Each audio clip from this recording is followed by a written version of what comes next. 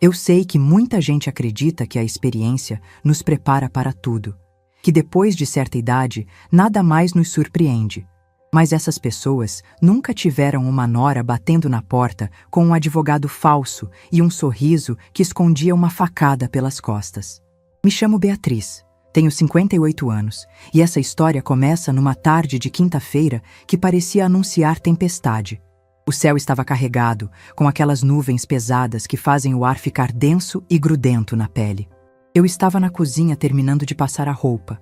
Uma pilha de camisas do Gabriel que ainda lavava, e passava mesmo ele sendo casado, porque mãe é assim, né? A gente não consegue parar de cuidar.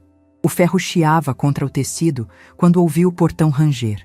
Não era o rangido costumeiro do Gabriel, que sempre chegava devagar, respeitando o silêncio da vizinhança. Era um rangido apressado, decidido, como quem tem pressa de resolver algo importante. Desliguei o ferro e fui até a janela da sala. Lá estava o carro do meu filho, mas ele não estava sozinho. Priscila desceu primeiro. Sempre impecável, sempre com aquele ar de quem acabou de sair de um salão de beleza. Hoje usava um vestido azul marinho que eu nunca tinha visto, sapatos de salto que clicavam no chão molhado da garagem como pequenos martelinhos. Atrás dela, Gabriel saiu devagar, olhando para o chão, as mãos nos bolsos. E então, para minha surpresa, um terceiro homem emergiu do banco de trás. Um sujeito de uns 50 anos, terno cinza bem cortado, maleta de couro na mão e uma expressão séria que não combinava com visita social. Meu coração deu uma batida estranha. Não era nervosismo, era algo mais primitivo, instinto. O mesmo instinto que me fez acordar de madrugada quando Gabriel era bebê e estava com febre antes mesmo dele chorar. O mesmo instinto que me fez perceber que algo estava errado no dia do acidente do Rogério, mesmo antes do telefone tocar. Algumas coisas a gente simplesmente sente na pele. Arrumei o cabelo rapidamente no reflexo da televisão desligada e fui abrir a porta antes que tocassem a campainha. Queria parecer natural, mas por dentro estava calculando cada movimento. Quando abri, Priscila já estava com a mão erguida para apertar o botão. "Oi, dona Beatriz!" disse ela, com aquele sorriso largo que usava nas visitas de domingo. Mas hoje havia algo diferente. Uma urgência mal disfarçada, um brilho nos olhos que não era alegria. Trouxemos uma visita especial.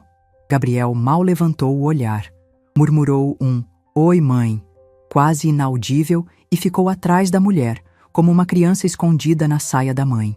O homem do terno se adiantou e estendeu a mão. "Senhora Beatriz, muito prazer. Sou o Dr. Fernando, advogado da família. Vim aqui para resolver algumas questões importantes sobre a documentação da casa." A forma como ele disse família me incomodou. Como se eu não fizesse parte dela. Como se fosse apenas um detalhe a ser resolvido. Apertei sua mão com firmeza. Aprendi cedo que aperto de mão diz muito sobre uma pessoa. E senti que as dele eram moles, úmidas. Não gostei.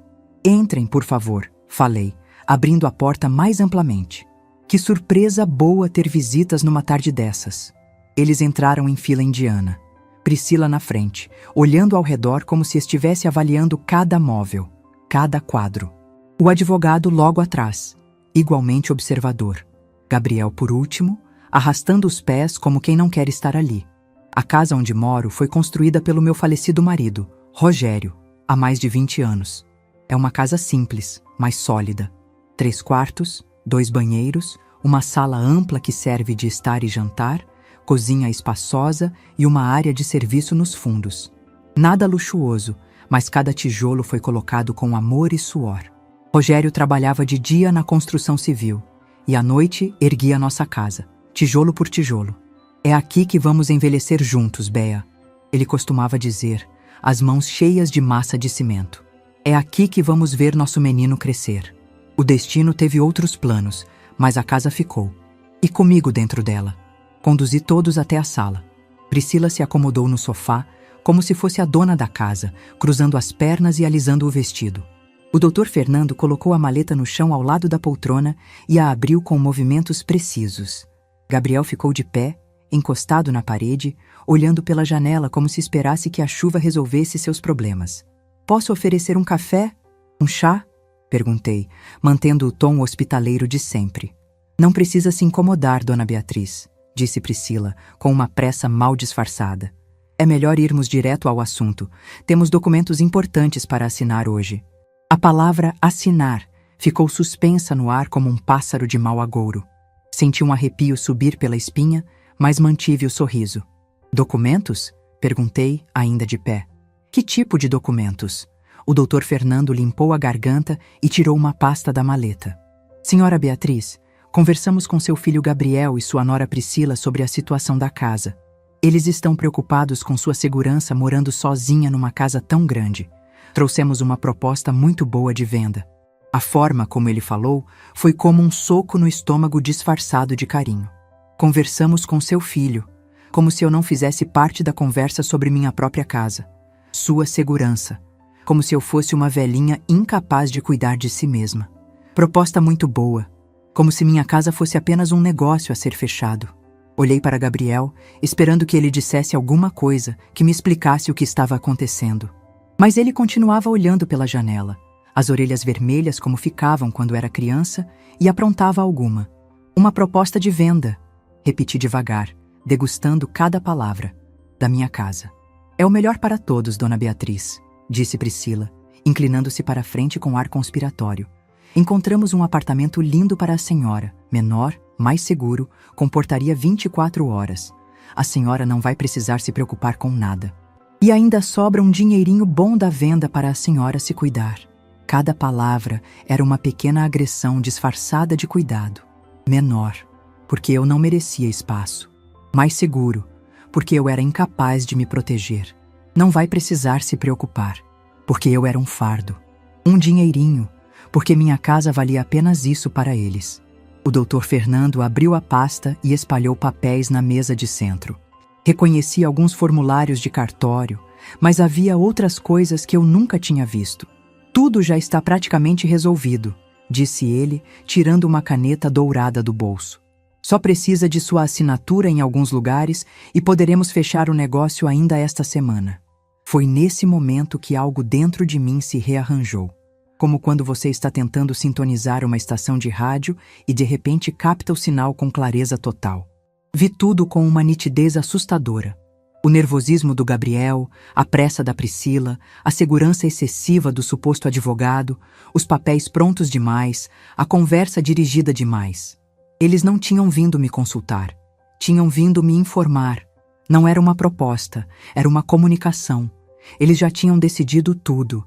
E eu era apenas a última peça que precisavam mover no tabuleiro. Mas havia um problema nesse plano todo.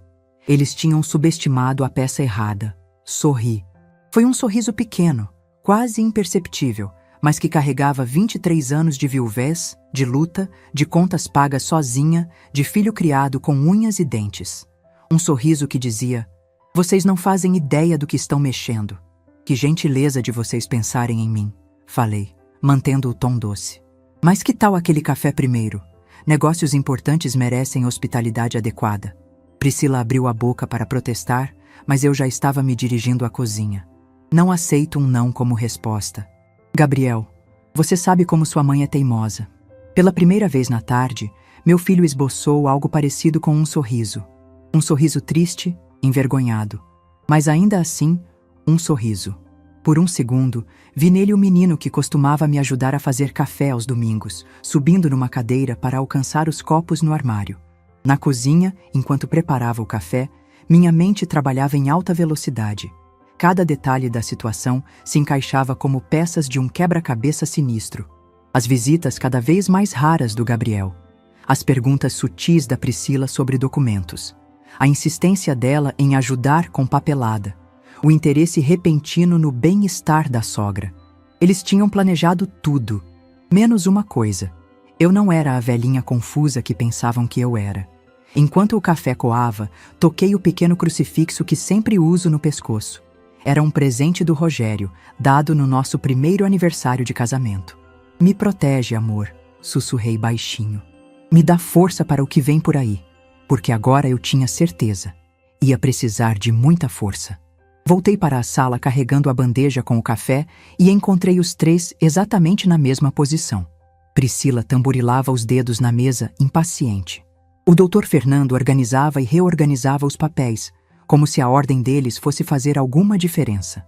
Gabriel continuava na janela, mas agora observava as nuvens que se avolumavam no céu. Aqui está, anunciei, colocando a bandeja na mesa. Café quentinho para uma tarde fria como essa. Servi com a calma de quem tem todo o tempo do mundo. Cada gesto era calculado, cada movimento uma pequena demonstração de que ali, naquela casa, eu ainda era quem comandava. Quando todos estavam com suas xícaras na mão, me sentei na minha poltrona favorita, a mesma onde amamentei Gabriel, onde costurei suas roupas de escola, onde chorei a partida do Rogério. Era mais do que um móvel, era um trono construído com amor e resistência. Agora sim, disse, cruzando as mãos no colo. Podem me explicar direito essa história da venda da minha casa. O tom da minha voz tinha mudado. Não era mais a voz hospitaleira da dona de casa recebendo visitas. Era a voz da mulher que criou um filho sozinha, que enfrentou uma fila de banco quando o gerente disse que ela não podia ter conta sem o marido, que convenceu diretores de escola a darem uma chance para um menino cujo pai tinha morrido. Era a voz da mulher que eles tinham acabado de descobrir que existia. E a tarde, que já prometia tempestade, estava apenas começando. Enquanto eles bebericavam o café em silêncio, minha mente viajou para longe daquela sala tensa. Fechei os olhos por um segundo e me permiti lembrar de quando tudo começou, quando essa casa era apenas um sonho rabiscado num papel pardo sobre a mesa da cozinha do nosso primeiro apartamento alugado. Conheci Rogério quando era nova, recém-saída da casa dos meus pais. Ele era pedreiro, tinha mãos calejadas e um sorriso que iluminava qualquer ambiente. Não era bonito no sentido clássico da palavra, mas tinha algo que me fazia sentir segura só de olhar para ele. Trabalhava duro, acordava às 5 da manhã e voltava com um uniforme sujo de cimento, mas sempre com uma história engraçada do canteiro de obra para me contar. Um dia vamos ter nossa própria casa, Bi, ele dizia, desenhando plantas imaginárias no ar com os dedos sujos. Uma casa que seja nossa de verdade, onde ninguém possa mandar a gente embora. Ele sabia o que era viver de favor. Criado pela avó depois que os pais morreram num acidente de ônibus, Rogério passou a infância mudando de casa em casa, sempre dependendo da boa vontade de parentes distantes. Nunca mais quero que você passe por isso, me dizia, segurando minha mão. Nunca mais quero que nossos filhos sintam que não têm um lugar no mundo. Casamos numa cerimônia simples na igreja do bairro. Eu usava o vestido da minha irmã mais velha. Ele, um terno emprestado do padrinho. Não tínhamos muito, mas tínhamos esperança. E sonhos. Muitos sonhos. Gabriel nasceu 2 anos depois do nosso casamento. Um bebê gordinho e sorridente que chorava pouco e dormia bem. Rogério ficou uma semana inteira carregando uma foto amassada no bolso da camisa, mostrando para todo mundo no trabalho. Olha só, meu filho, dizia com orgulho. Vai ser engenheiro esse menino. Vai construir casas melhores que o pai dele. Quando Gabriel ainda era pequeno, completando seus primeiros anos de vida, Rogério chegou em casa com uma novidade que mudaria nossas vidas para sempre. Tinha conseguido um terreno. Não era grande, não era no melhor bairro, mas era nosso. Ou melhor, seria nosso depois de muitos anos pagando prestações que caberiam no nosso orçamento apertado. É aqui, Béa, disse ele, me levando para ver o lote numa tarde de domingo. Era um pedaço de terra batida, com mato crescendo pelos cantos e uma única árvore no fundo. Para mim, parecia um terreno baldio qualquer. Para ele, era o paraíso. É aqui que vamos construir nosso castelo. E foi exatamente isso que fizemos. Tijolo por tijolo, fim de semana por fim de semana, feriado por feriado. Rogério trabalhava na construção civil durante a semana e construía nossa casa nos momentos livres. Eu ajudava como podia, carregando material, preparando a massa, pintando paredes. Gabriel brincava ao nosso lado, sempre com um capacetinho amarelo que o pai tinha dado de presente. Levamos anos para terminar. Anos de economia extrema, de sonhar com cada cômodo, de calcular cada tijolo. Lembro do dia em que colocamos a primeira porta. Gabriel ainda era pequeno e insistiu em ser o primeiro a entrar. Agora é nossa casa de verdade, né, mãe? Perguntou, correndo pelos cômodos vazios. Agora ninguém pode mandar a gente embora. Exatamente o que o pai dele sempre dizia. Quando finalmente mudamos para a casa nova, Gabriel ainda era criança e parecia um príncipe explorando seu castelo. Cada quarto era uma aventura, cada canto um esconderijo possível. A casa ainda não estava completamente acabada, faltavam azulejos no banheiro, o piso da cozinha era cimento queimado, as paredes pediam tinta, mas era nossa. Vamos terminar aos poucos, dizia Rogério, abraçando a mim e ao Gabriel no meio da sala vazia. O importante é que estamos em casa. Os anos seguintes foram os melhores da minha vida. Rogério conseguiu um emprego melhor numa construtora grande, Gabriel se adaptou bem à escola nova e eu fazia alguns trabalhos de costura em casa para complementar a renda. Aos poucos, fomos melhorando a casa. Azulejos na cozinha, piso de cerâmica na sala, um jardim pequeno, mas bem cuidado na frente. Gabriel crescia rápido demais. De menino quieto que brincava com blocos de construção, virou um pré-adolescente cheio de energia e perguntas. Pai, como você sabia onde colocar cada tijolo? Mãe, por que nossa casa é diferente das outras? Quando eu crescer, vou construir uma casa ainda maior. Rogério tinha paciência infinita com as curiosidades do filho. Passava horas explicando sobre fundação, estrutura, acabamento. Uma casa não é só paredes e teto, Gabriel, dizia. É onde guardamos nossas memórias, onde criamos nossa história. Por isso tem que ser feita com amor. Meu marido estava sempre melhorando alguma coisa. Um armário novo aqui, uma prateleira ali, uma jardineira na área de serviço. Tinha mãos de ouro para qualquer reforma. A casa precisa crescer junto com a família, explicava. Ela tem que se adaptar às nossas necessidades. Lembro de uma tarde específica, quando Gabriel já tinha seus 12 anos, que Rogério chegou mais animado que o normal. Tinha conseguido um serviço extra numa obra grande. Pagava bem, mas era perigoso. Trabalho em altura, em prédios altos. É só por uns meses, Béia. Com esse dinheiro, conseguimos quitar a casa mais cedo. Eu não gostei da ideia.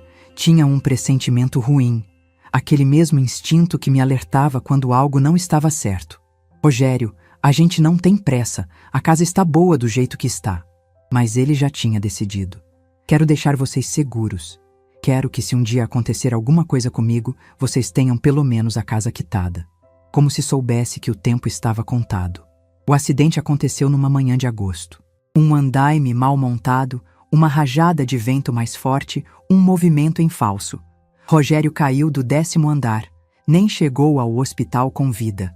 Gabriel estava na escola quando recebi a ligação. Lembro de cada detalhe daquele dia. O cheiro do feijão queimando no fogão enquanto eu corria para o hospital, a expressão do médico quando me deu a notícia, o silêncio no carro da volta para casa. Como ia contar para um menino de 12 anos que o pai não voltaria mais? Quando Gabriel chegou da escola, me encontrou sentada no sofá da sala, ainda com o uniforme de enfermeira que usava no meu trabalho de meio período. Ele percebeu imediatamente que algo estava errado. Cadê o pai? Foi a primeira pergunta. Senta aqui do meu lado, amor, falei, puxando-o para perto. Preciso te contar uma coisa. Vi o mundo dele desabar em tempo real. O menino alegre e tagarela de minutos antes se transformou numa criança silenciosa e perdida. Choramos juntos naquele sofá até o sol se pôr. Os meses que se seguiram foram os mais difíceis da minha vida. Além da dor da perda, havia as questões práticas. A construtora pagou uma indenização pequena, suficiente para quitar a casa, mas não muito mais que isso. Meu salário de enfermeira de meio período não cobria todas as despesas. Gabriel precisava de roupas, material escolar, comida, remédios quando ficava doente. Foi quando descobri que conseguia costurar melhor do que imaginava. Comecei fazendo pequenos concertos para as vizinhas, depois roupas simples, até que consegui uma clientela fixa. Trabalhava de manhã no hospital como auxiliar de enfermagem e à tarde e noite na máquina de costura. Gabriel me ajudava como podia. Organizava os tecidos por cor, entregava as roupas prontas para as clientes próximas, cuidava da casa enquanto eu trabalhava. Cresceu rápido demais, assumindo responsabilidades que não eram suas, mas nunca reclamou. A gente vai conseguir, mãe, dizia quando me via preocupada com as contas. O pai deixou a casa quitada. A gente vai conseguir. E conseguimos.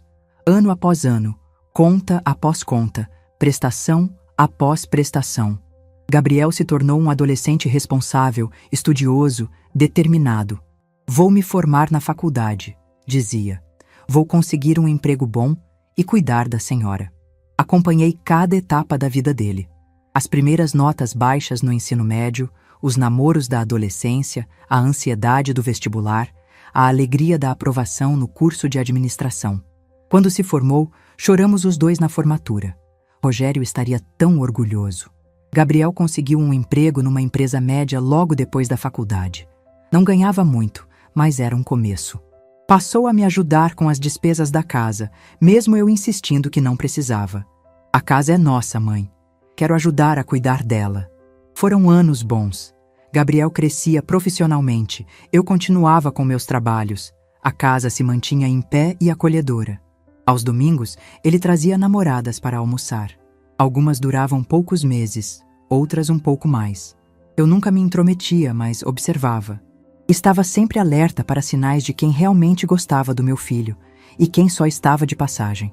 Foi há alguns anos que ele apareceu com Priscila. Diferente das outras, ela era mais determinada, mais ambiciosa. Falava sobre metas de vida, planejamento financeiro, investimentos. Para um rapaz que sempre viveu de forma simples, as palavras dela soavam como música. Ela me ajuda a pensar no futuro, mãe, Gabriel dizia, os olhos brilhando. Ela tem visão de negócios, sabe como fazer o dinheiro render. Priscila era educada comigo, sempre solícita, sempre com um sorriso no rosto. Mas havia algo no jeito como olhava ao redor da casa que me incomodava. Não era a curiosidade natural de quem está conhecendo a casa do namorado. Era algo mais calculado, mais avaliativo. Que casa aconchegante, dona Beatriz, dizia, passando os dedos nos móveis. Deve valer uma boa quantia hoje em dia com a valorização do bairro. Comentários assim se tornaram frequentes, sempre disfarçados de elogios, sempre acompanhados daquele sorriso. Mas eu já tinha vivido demais para não reconhecer interesse quando via. O pedido de casamento veio depois de algum tempo de namoro. Gabriel estava nervoso, feliz, ansioso. Ela disse sim, mãe, vamos nos casar. Fingi alegria, abracei meu filho, parabenizei o casal. Mas por dentro, aquele mesmo instinto que me alertara sobre o trabalho perigoso do Rogério começou a sussurrar novamente.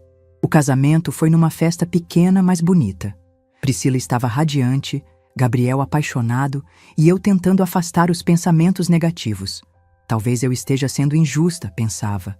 Talvez seja só o medo de perder meu filho.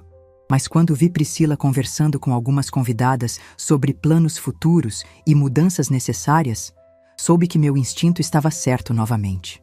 E agora, alguns meses depois do casamento, ali estava ela na minha sala, com papéis de venda da minha casa e um advogado falso, provando que eu deveria ter confiado mais na minha intuição. Abri os olhos e voltei ao presente. Os três ainda estavam ali, esperando minha resposta. Décadas construindo essa casa. Mais de 20 anos defendendo ela sozinha. Uma vida inteira de memórias em cada canto. E eles achavam que eu ia entregar tudo numa tarde chuvosa de quinta-feira. A desconfiança não chegou de uma vez. Veio aos poucos, como água pingando numa goteira que você ignora até o dia em que encontra o teto todo manchado.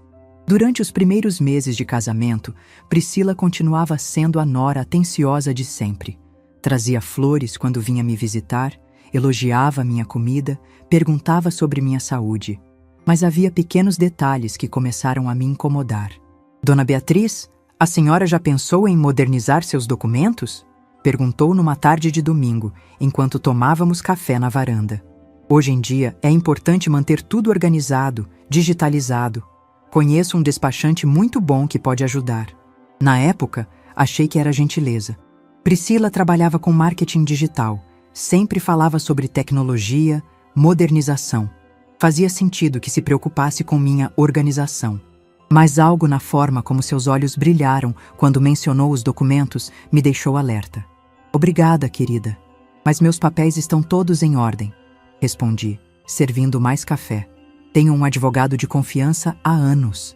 Vi uma sombra passar pelo rosto dela. Rápida, quase imperceptível, mas estava lá. Ah, que bom! Mas se precisar de alguma coisa, pode me chamar. Sei como essas burocracias podem ser complicadas para pessoas da sua geração. Pessoas da minha geração. Como se eu fosse uma relíquia incapaz de cuidar dos próprios assuntos. As visitas se tornaram mais frequentes e mais dirigidas. Priscila sempre encontrava uma desculpa para passar pela casa. Trazia uma receita nova para eu experimentar, pedia para usar o banheiro, queria mostrar algo no celular para Gabriel. Mas eu notava como seus olhos percorriam cada cômodo, como ela fazia perguntas aparentemente inocentes sobre reformas, manutenção, gastos com a casa. Esta sala ficaria linda com uma parede derrubada, não acha? Comentou certa vez, apontando para a divisão entre a sala de estar e a de jantar. Daria uma sensação de amplitude incrível, e com o valor que as casas estão hoje no bairro, uma reforma dessas valorizaria muito o imóvel. Imóvel. Ela chamava minha casa de imóvel, como se fosse apenas mais um bem para ser negociado. Gabriel, coitado, parecia não perceber nada, ou fingia não perceber. Estava apaixonado, deslumbrado com a mulher que falava de investimentos e futuro brilhante. Quando eu tentava tocar no assunto sutilmente, ele mudava de conversa ou defendia a esposa. Priscila só quer nos ajudar, mãe. Ela entende de finanças, de planejamento. A gente precisa pensar no futuro. O futuro, sempre o futuro. Como se o presente, nossa vida simples, mas digna, não valesse nada. Foi numa manhã de terça-feira que recebi a ligação que mudou tudo. Eu estava regando as plantas da varanda quando o telefone tocou. Era seu Antônio, do cartório onde registrei a casa há tantos anos.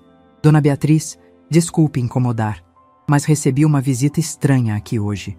Uma moça se apresentou como sua procuradora, querendo informações sobre a escritura da sua casa. Meu sangue gelou. A mangueira escorregou da minha mão e ficou molhando o chão enquanto eu processava a informação. Como assim, procuradora? Pois é, achei estranho. Ela tinha alguns documentos. Dizia que a senhora estava doente e precisava cuidar da papelada. Mas como a conheço há anos, resolvi ligar antes de dar qualquer informação. Doente. Priscila tinha dito que eu estava doente. Seu Antônio, eu não mandei procuradora nenhuma. E não estou doente coisa nenhuma. Imaginei. Por isso liguei. A moça insistiu bastante. Disse que era urgente. Até mostrou uma carteira de identidade sua, mas não me convenceu. Esses golpes estão cada vez mais sofisticados. Uma carteira de identidade minha. Como ela conseguiu? Agradeci seu Antônio e desliguei o telefone com as mãos tremendo. Não de medo, mas de indignação. Corri para o meu quarto e abri a gaveta onde guardava meus documentos importantes. Tudo estava lá. RG, CPF, carteira de motorista. Mas então me lembrei. Semanas atrás, Priscila havia pedido para ver meu RG porque estava organizando uma lista de presentes de aniversário e queria ter certeza da grafia correta do meu nome. Bobinha de mim, entreguei o documento sem suspeitar. Ela deve ter tirado foto ou feito cópia quando foi ao banheiro. Naquela tarde, sentei na cozinha com um caderno e comecei a anotar tudo. Cada comentário estranho, cada pergunta dirigida, cada comportamento suspeito. O padrão ficou claro como água. Priscila estava mapeando minha vida financeira, testando minha capacidade mental, construindo um caso para me apresentar como incapaz. No dia seguinte, tomei uma decisão. Vesti minha melhor roupa e fui ao centro da cidade. Primeira parada, cartório. Pedi para incluir uma observação especial no meu dossiê. Qualquer solicitação sobre meus documentos deveria ser confirmada pessoalmente comigo, via telefone, antes de qualquer procedimento. Dona Beatriz, a senhora está certa em se precaver, disse seu Antônio. Esses golpes contra idosos estão cada vez mais comuns. Idosos. Eu tinha 58 anos, trabalhava, dirigia, cuidava da casa sozinha. Mas para o mundo, já era uma idosa vulnerável. Segunda parada, banco. Conversei com o gerente, um rapaz novo, mas atencioso, e solicitei que fosse incluída uma senha especial na minha conta. Qualquer tentativa de movimentação ou consulta sem a senha seria bloqueada automaticamente. É uma medida sábia, senhora Beatriz. Vemos muitos casos de familiares que tentam se aproveitar de pessoas mais experientes. Experientes. Pelo menos era melhor que idosa. Terceira parada. Escritório do Dr. Henrique, meu advogado há mais de 15 anos. Um homem íntegro, de cabelos grisalhos e experiência real. Contei tudo a ele. As perguntas de Priscila, a tentativa no cartório, minha crescente desconfiança. Beatriz, você fez bem em vir me procurar. Vou preparar alguns documentos preventivos, uma declaração de capacidade mental, uma procuração específica só para mim em casos de emergência e vamos atualizar seu testamento. Testamento? É melhor prevenir. Se alguém está tentando questionar sua capacidade, precisamos deixar sua vontade bem clara e documentada. Voltei para casa com uma pasta cheia de papéis assinados e selados. Documentos que provavam minha sanidade mental, minha capacidade de decisão, minha vontade expressa sobre meus bens. Era minha armadura contra qualquer tentativa de golpe. Naquela noite, Gabriel veio jantar. Estava estranho, nervoso, evitando meu olhar. Priscila não veio. Alegou dor de cabeça. Mãe, eu queria conversar uma coisa com a senhora. Pode falar, filho. É sobre a casa. Priscila acha que seria melhor se a senhora pensasse em talvez se mudar para um lugar menor, mais seguro. Lá estava, o primeiro movimento oficial. Gabriel, esta casa é meu lar. Por que eu me mudaria? É que a casa é muito grande para uma pessoa só. E o bairro mudou, ficou mais perigoso. Priscila se preocupa com a senhora. Priscila se preocupa. Sempre Priscila. E você, Gabriel? Você se preocupa? Ele baixou os olhos. Claro que sim, mãe. Só queremos o melhor para a senhora. Mas não conseguiu me olhar nos olhos ao dizer isso. Depois que ele foi embora, sentei na varanda com uma xícara de chá e observei as estrelas. O ar da noite estava fresco, carregado de jasmim do jardim que eu mesma plantei. Esta casa não era apenas um lugar onde eu morava. Era o resultado de uma vida inteira de trabalho, de sonhos realizados tijolo por tijolo, de memórias construídas com amor. E se Priscila achava que ia tirar isso de mim com conversinha mole e documentos falsos, ela estava muito enganada. Então, disse Priscila, batendo as unhas na mesa com impaciência, podemos resolver isso hoje mesmo. O doutor Fernando trouxe todos os papéis necessários. Olhei para o homem de terno cinza que se ajeitava na poltrona como se fosse o dono da situação. Ele abriu a maleta e tirou uma pasta volumosa, espalhando documentos na minha mesa de centro como quem distribui cartas de baralho. Senhora Beatriz, disse ele com voz engomada, esta é uma proposta muito vantajosa. O apartamento que encontramos para a senhora é moderno, com toda a segurança necessária para uma pessoa da sua idade. Pessoa da minha idade. De novo. E qual seria exatamente a sua formação, Dr. Fernando? Perguntei, mantendo o tom doce mas direto. Ele hesitou por uma fração de segundo. Sou advogado especializado em direito imobiliário. Que interessante. De qual universidade? Da Universidade Federal. Qual federal? São tantas. Priscila interveio rapidamente. Dona Beatriz, isso não é importante agora. O que importa é resolver a situação da casa antes que fique mais complicado. Mais complicado. Para quem? Gabriel continuava calado, olhando pela janela como se quisesse estar em qualquer lugar menos ali. De vez em quando me lançava olhares rápidos, quase suplicantes, mas não dizia nada. Sabe, continuei, servindo mais café. É engraçado como vocês já têm tudo organizado sem nem me consultar direito. Até apartamento já escolheram. É porque nos preocupamos com a senhora, disse Priscila, forçando um sorriso. Queremos facilitar tudo. Que gentileza! Peguei um dos papéis da mesa e fingi examinar. E este documento aqui? O que é exatamente? O suposto Dr. Fernando se adiantou. É a escritura de cessão da propriedade. Muito simples. Só precisa assinar aqui, aqui e aqui. Apontou várias linhas com a caneta dourada. Cessão para quem? Para a empresa responsável pela venda. E o nome dessa empresa? Silêncio constrangedor. Priscila e o falso advogado se entreolharam. Está tudo especificado no documento, murmurou ele. Ah, está? Peguei meus óculos de leitura e comecei a ler em voz alta. Seção de direitos da propriedade, localizada na... Parei. Que curioso! Aqui diz que eu estou cedendo a casa para Gabriel Souza Silva e Priscila Mendes Souza. O silêncio agora era ensurdecedor. Quer dizer que não há empresa nenhuma? A casa vai direto para vocês? Priscila perdeu a compostura. Dona Beatriz, é só uma formalidade. Como somos família, é mais fácil fazer a transferência assim. Depois, vendemos e compramos o apartamento para a senhora. Depois vocês vendem, repeti devagar. A minha casa. Gabriel finalmente falou com voz rouca. Mãe, é o melhor jeito de... Gabriel. Minha voz saiu mais firme do que eu esperava. Você está calado há 1 hora. Agora quer falar?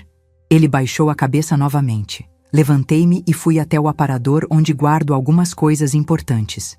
Peguei uma pasta que estava ali há semanas, esperando por este momento. Já que vocês trouxeram documentos, disse voltando para minha poltrona. Eu também tenho alguns aqui. Abri a pasta e tirei o primeiro papel. Este é um laudo de capacidade mental, feito pelo Dr. Henrique Santos, psiquiatra, atestando que estou em plenas condições de tomar decisões sobre minha vida e meus bens. Vi o rosto de Priscila empalidecer.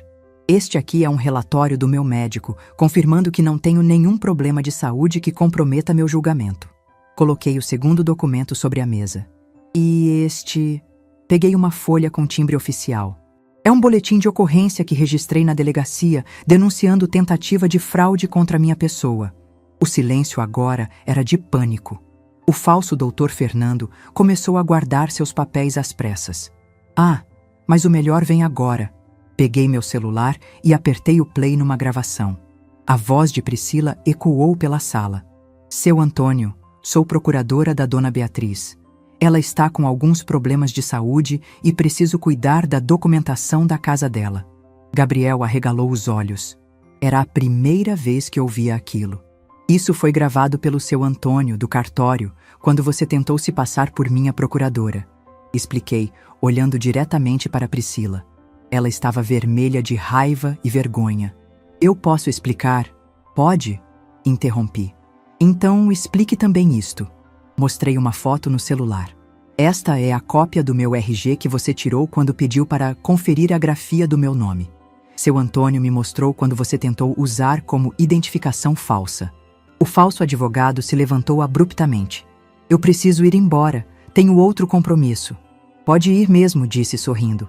Mas antes, doutor Fernando, se é que esse é seu nome, pode me mostrar sua carteira da OAB? Ele parou na porta congelado. Não tem, né? Porque você não é advogado. Aliás, tentativa de exercício ilegal da profissão é crime.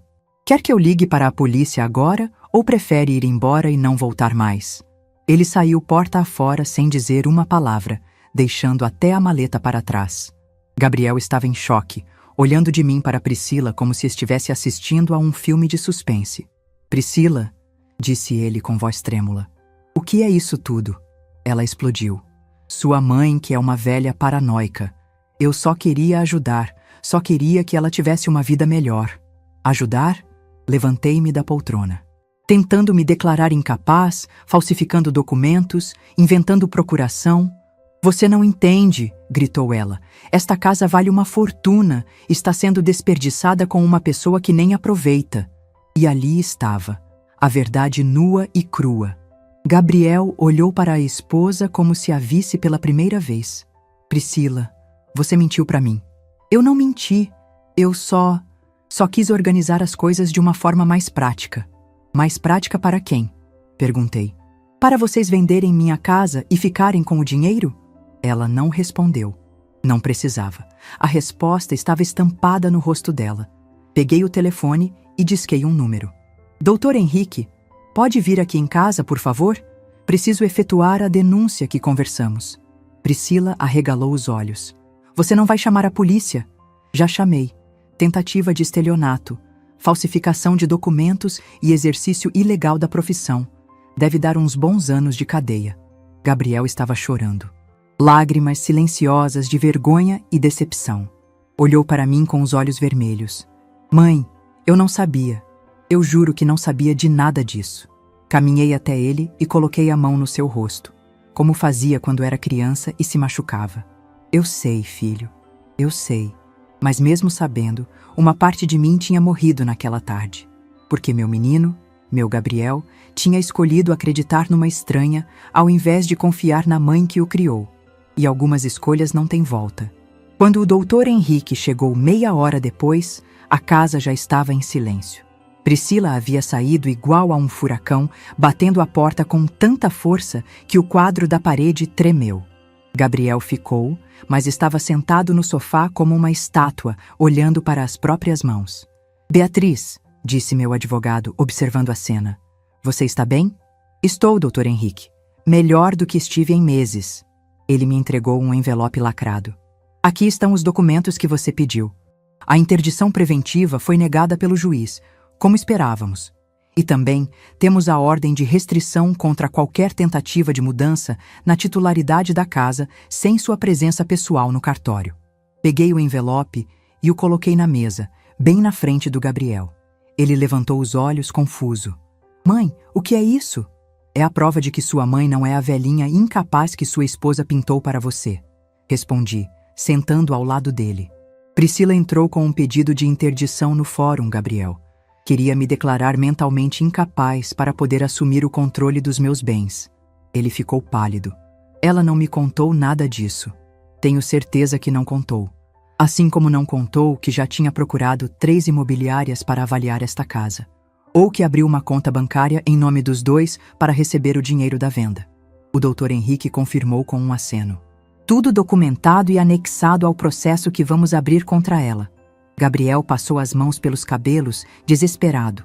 "Meu Deus, como eu fui tão cego!" Não respondi. Algumas perguntas a gente tem que responder sozinho. Depois que o doutor Henrique foi embora, ficamos ali, mãe e filho, cercados pelo silêncio pesado da verdade. Fui até a cozinha e voltei com 2 copos de água. Gabriel bebeu o seu como se tivesse atravessado um deserto. "Mãe, eu posso explicar." "Não precisa, Gabriel." "Preciso sim." Ele se levantou agitado. "Eu não sabia de nada disso. Priscila me disse que a senhora estava ficando esquecida, que era perigoso morar sozinha. Ela mostrou contas atrasadas, disse que a senhora tinha esquecido de pagar." "Que contas atrasadas?" "Do cartão de crédito, da farmácia." Fui até a gaveta da cozinha e voltei com minha pasta de documentos. Mostrei a ele todos os comprovantes de pagamento dos últimos 6 meses. Tudo em dia, tudo organizado. "Ela forjou, Gabriel. Criou contas falsas para te convencer de que eu estava perdendo a capacidade mental. Vi meu filho desabar. Era doloroso assistir, mas necessário. Ele precisava entender a dimensão do que havia acontecido." "Como ela conseguiu tudo isso?" murmurou. "Porque você deixou." As palavras saíram mais duras do que eu pretendia, mas eram verdadeiras. "Você me entregou de bandeja para ela, Gabriel. Cada informação que ela precisava, cada detalhe sobre minha vida, você forneceu sem questionar." Ele começou a chorar novamente. Dessa vez não eram lágrimas de choque, eram lágrimas de culpa. "Eu sinto muito, mãe. Eu sinto tanto." Sentei ao lado dele e peguei sua mão. Ainda eram as mãos do meu menino, mas agora carregavam o peso de escolhas adultas. "Gabriel, eu te perdoo. Você foi enganado, manipulado. Priscila é muito boa no que faz, mas eu deveria ter desconfiado. Deveria ter te protegido ao invés de..." "Ao invés de quê?" Ele me olhou com os olhos cheios de vergonha. "Ao invés de achar que você era um empecilho para a nossa felicidade." A honestidade doeu, mas era necessária. "E agora?" perguntei. "O que você vai fazer?" Gabriel ficou em silêncio por um longo tempo. Quando finalmente falou, sua voz estava firme pela primeira vez no dia. "Vou me separar dela. Não posso continuar casado com alguém que tentou fazer isso com você. Com a gente." Senti um alívio que não esperava. Mas junto com o alívio veio algo mais. A certeza de que as coisas nunca mais seriam as mesmas entre nós. "E onde você vai ficar?" "Não sei. Vou procurar um apartamento pequeno, algo que eu possa pagar sozinho." "Você pode ficar aqui."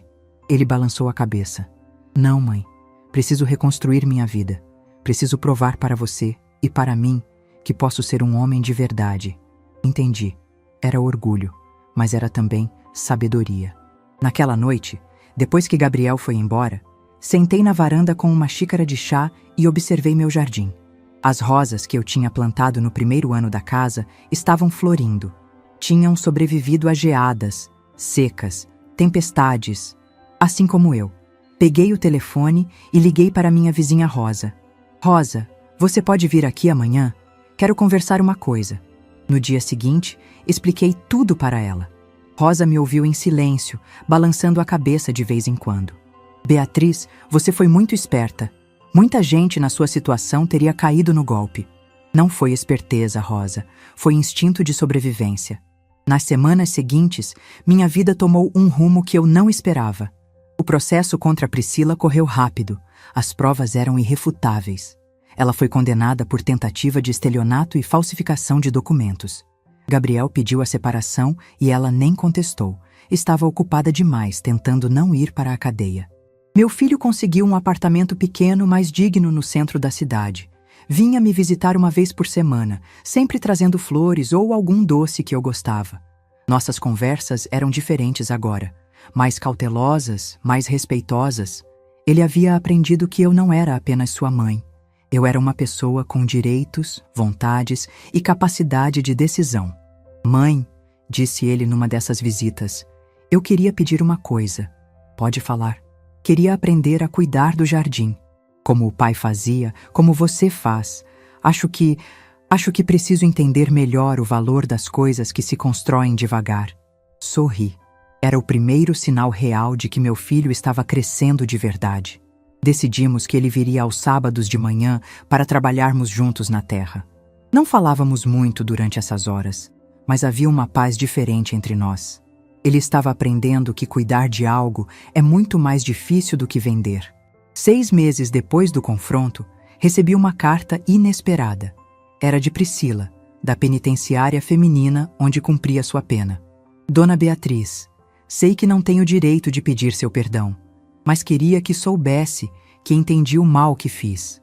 A senhora lutou a vida toda por aquela casa, e eu tentei tirar isso de você em algumas semanas. Foi desumano. Não respondi à carta. Não havia nada a dizer. Uma tarde, enquanto regava as plantas, refleti sobre tudo o que havia acontecido. Priscila havia me ensinado algo importante, que a verdadeira força não está em conseguir o que queremos a qualquer custo, mas em proteger o que construímos com dignidade. Minha casa continuava de pé. Meu filho havia voltado para casa, não fisicamente, mas emocionalmente. E eu havia descoberto que aos 58 anos ainda era capaz de lutar por mim mesma. Toquei o crucifixo do Rogério e sussurrei. Conseguimos, amor. A casa continua em pé. E eu também. Porque no final das contas, não importa quantas tempestades passem por nossas vidas. O que importa é se ainda somos capazes de ficar de pé quando elas passam. E eu sempre fui boa em ficar de pé. Se essa história tocou seu coração, deixe seu like, se inscreva no canal e comente aqui embaixo. No meu lugar, o que você faria? Sua mensagem pode iluminar o dia de alguém.